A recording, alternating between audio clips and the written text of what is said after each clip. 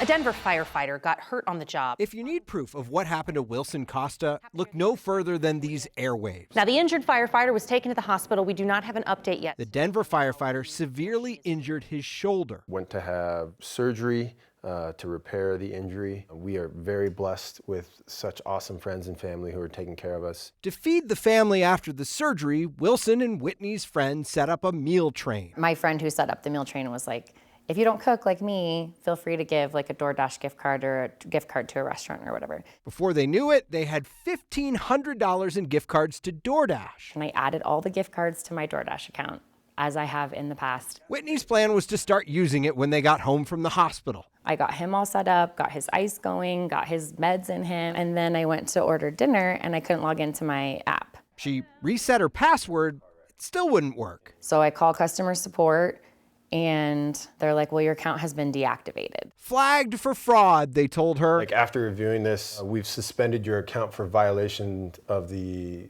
terms of service. Terms of service. Yes. Her account was locked.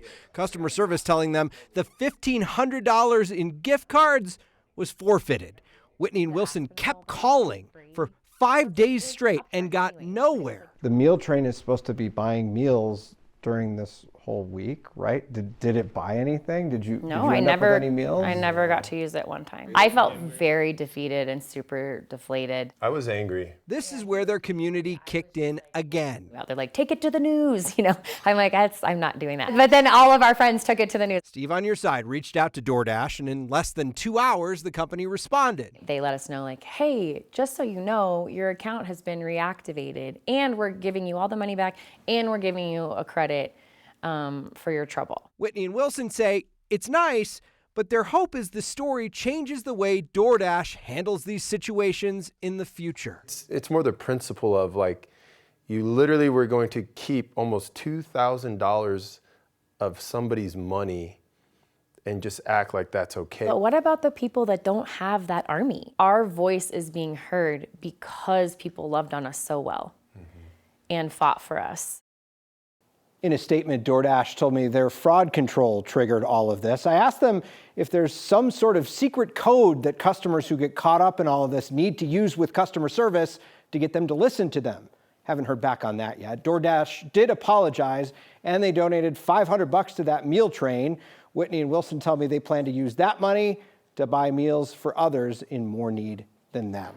I'm Steve Stager. Steve on Your Side, 9 News.